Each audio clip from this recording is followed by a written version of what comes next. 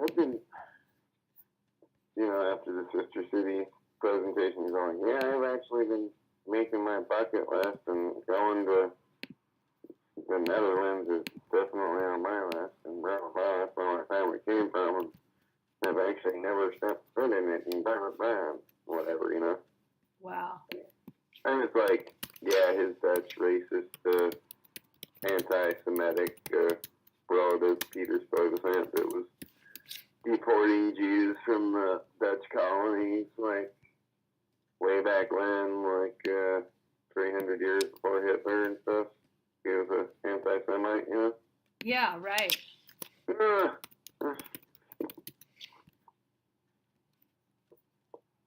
That's just funny,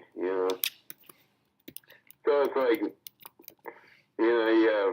they're praising some Ashkelon sister city in Israel where they got a fucking mayor involved in sex scandals and fucking bribery and fucking fraud scandals, and then you got Nick Fish all talking about, yeah, it's really inspired me. I need to go visit my colonial wiser fucking anti-Semite fucking forefathers. He needs to go indulge in his own Eurocentric worldview and go back to his homeland.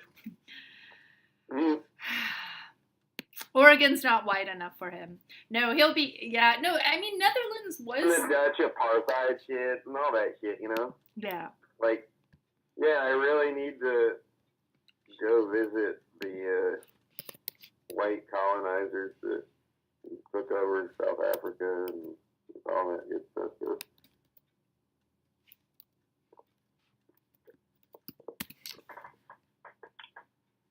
It's such a crazy, fucked up world that I don't know. I don't believe in being able to change much except to, do a little bit of tweaking of, like, things or whatever, but this whole world and everything's so fucked up that it's not gonna really get fixed, So have you seen this website, portlandashkelon.org? Is this brand new? I haven't seen that one. I've seen the Sister City site and other stuff. Yeah, from other stuff. Okay, so there we go.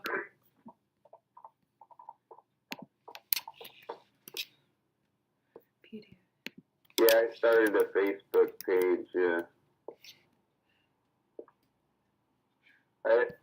If you do at portlandashkelon.com, there's a thing that'll, you might be able to see it on portlandashkelon.com. Yeah. So, first thing that comes up is Portland Ashkelon City Association, and then my Facebook page, Ashkelon Israel, Portland Sister City. Oh. And then it's exposing Portland's racist Israeli sister city, Ashkelon, Israel. Oh. I haven't done much with the whole thing, but Okay. there's a bunch of others. I got a ton of different pages I do, And then I got some pages that I've been working on for like a year or so. So when I was reading, I was reading about Polanski again last night, that basically, like, the French government was willing to totally try to give Polanski a free pass in view of, like, European-American cooperation or French-European-American cooperation. And I'm just like, that's not what diplomacy is. Diplomacy is not like a fig leaf to help criminals hide out. Like, Polanski's doesn't have diplomatic immunity to rape random people. And guess what? One of his rape accusers, he has a new rape accuser besides the old girl who was, like, sodomized by him on Quaaludes back when she was, like, 13 or whatever. He's got some new chick saying he raped her. But I think Polanski can go down a little more, and so can anyone who supported him. And then I see Terry Bean as like three ducks in a row, that the zeitgeist is changing enough to move in on those kinds of people. Plus, he's gonna be dead here soon anyway. So. Yeah, and then they'll give him the Jimmy Savile treatment and be like, we didn't really like his raping after all because now he's dead and we feel safe to talk about it. Yeah. Yeah, I started this up in August of 2015. Ashkelon, Israel, Portland City, Sister City thing.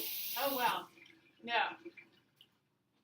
So that page has been up for like 2.5 years, you know. And it only has like 12 likes or something. You're getting tired, Keith, and I'm going to drink more coffee. I could keep talking, but I feel like my brain getting like, I'm both revived and now I'm losing energy. I'm losing steam. I hear ya. Yeah. I need to go get some energy drinks too. Oh yeah, B vitamins. B vitamins always help. B vitamins are the bomb. I'm addicted to those things. Like they're amazing. I admit it. They're just pricey. That's their main problem. I hear you. I spend at least like probably $100 or more every month on those things. Well, it's probably why you're so smart if you're taking the vitamins and. I like. It definitely helps with a lot of stuff, and caffeine in any form really is usually pretty good for me. Yeah, me too. Yeah. My dad was the no-dose junkie, and I tried to get him switched to Vivarin, but he had a lot of no-dose brand loyalty. Yeah, I used to eat those a lot when I was a kid. Yeah. So you get a hyperactive, crazy punk rock kid that's like, oh, I like to eat these caffeine pills. That's actually where I kind of first started my like drug dealing type stuff. Was like selling those things back in the day. Oh my gosh, no-dose! I bet like 8th grade or something. Who wants a no-dose? It was more like 6th grade. 6th grade. By 8th grade, I was 8th grade is when I started selling weed. Oh yeah. Yeah, I'm writing up a bunch of stuff about my childhood and other different crazy shit too. You know. Memoir.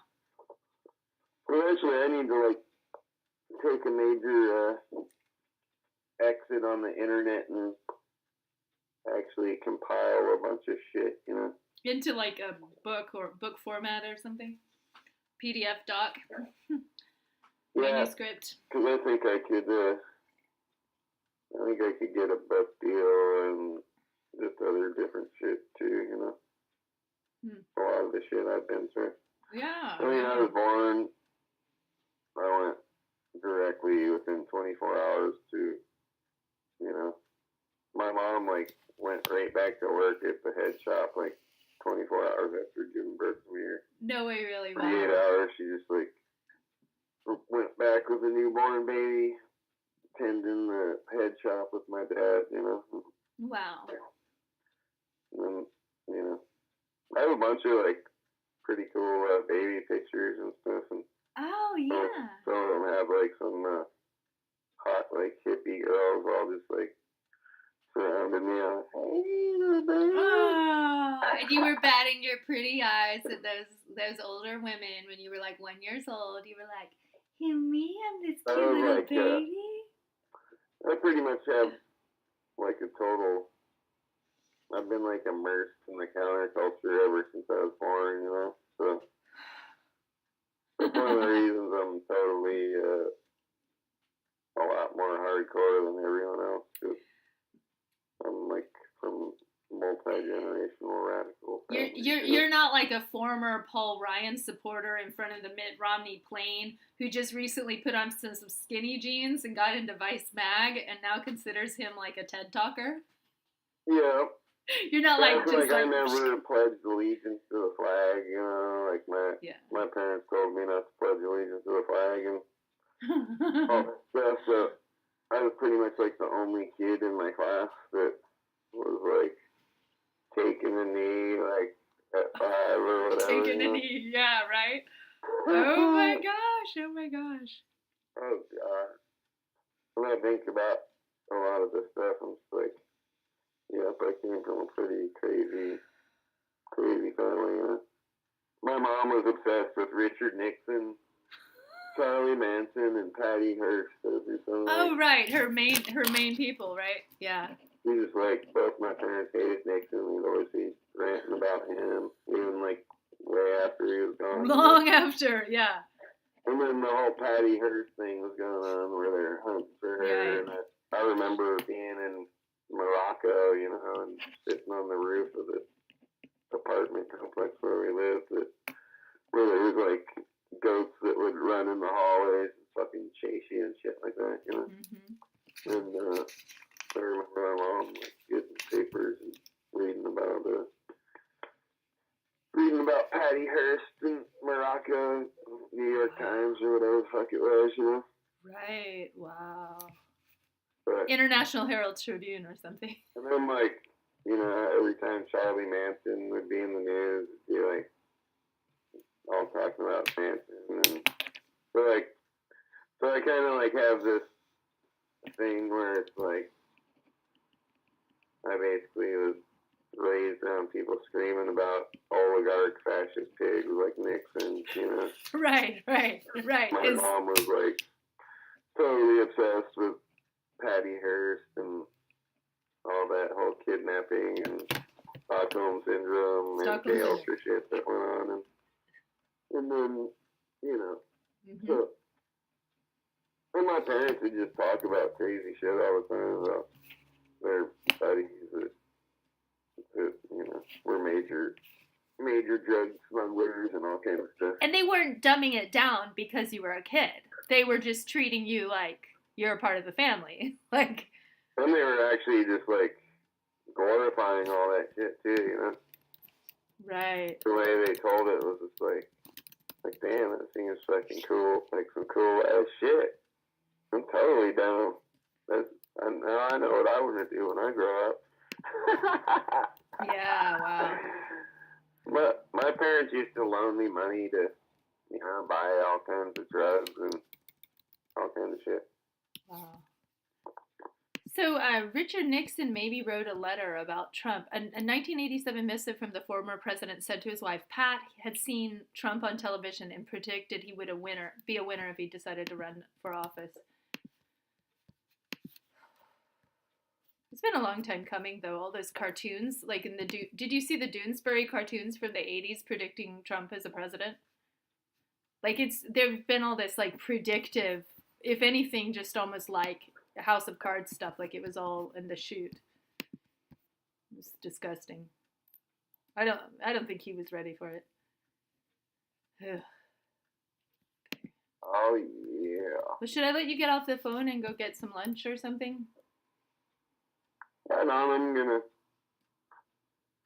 probably go get some Visos and go to Safeway probably actually. Okay. Oh yeah. These people are all commenting on this fucking page and stuff and shit, and it's all like, there's a racist mayor, make it a racist town. Charlie Hales does not represent all of Portland clearly. So it's like, whatever, Portland is a racist town, you know, fuck. You know what I mean?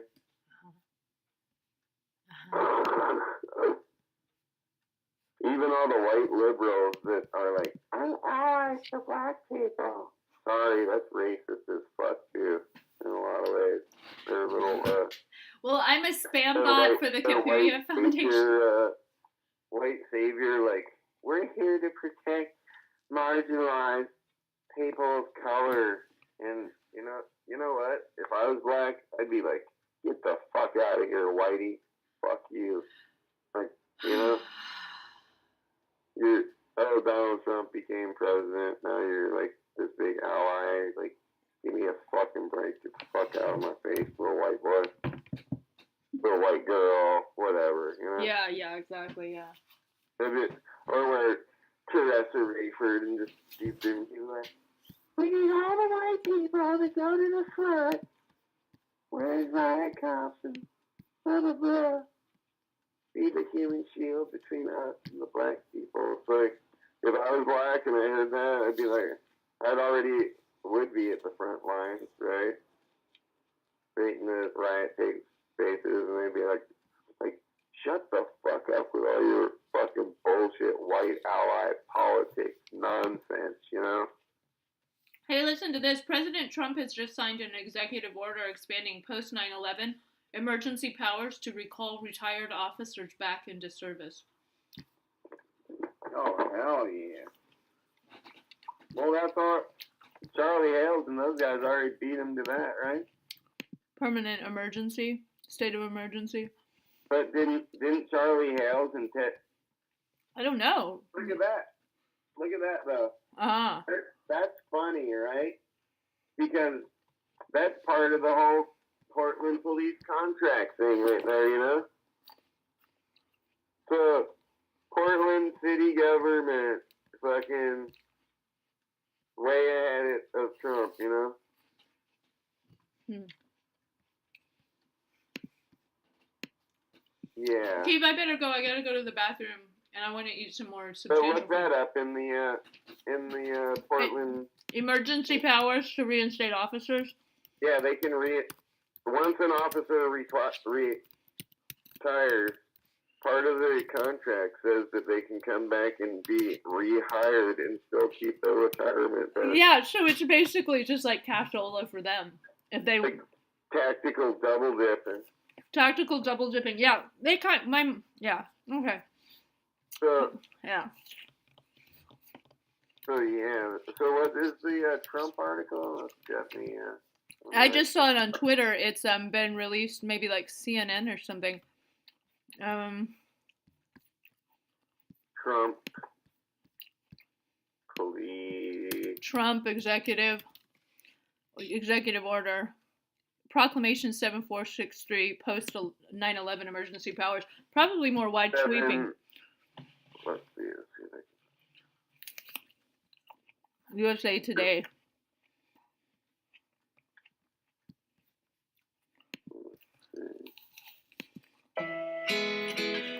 Did you see Can you link me to that? He's told that joke a million times. I will. Easy. Right on. Cool. Well, that's interesting because, gee, Portland, progressive city of government, way ahead of. It's September 18th, 2001. I'm going to send you a link to the original PDF. That's kind of cool. I should, download that and read it and upload it to Scribd.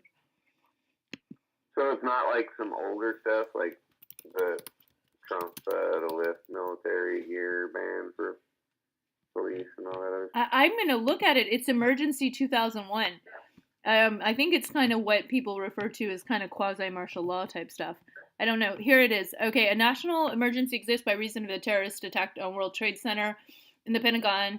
Therefore, I, George W. Bush, President, by virtue of authority, declare that the national emergency has existed since September 11th, 2001, and pursuant to the National Emergencies Act, I intend to utilize the following statutes. Section 123, 123A, 527, 2201, 12 goes on and on U.S. Code. The proclamation immediately shall be published in the Federal Register and disseminated through the Emergency Federal Register and transmitted to Congress. The proclamation is not intended to create any right or benefit, substantive or procedural, enforceable at law by a party against the U.S., its agencies, its offices. So it does, this doc does, it says Declaration of National Emergency by reason of certain terrorist attacks, Executive Order 13223, ordering the ready reserve of the armed forces to active duty and delegating certain authorities to the Secretary of Defense and the Secretary of Transportation. It's kind of military, I guess. That's pretty interesting shit right there. Yeah. Trump becomes third president to renew extraordinary post 9/11 powers. USA Today.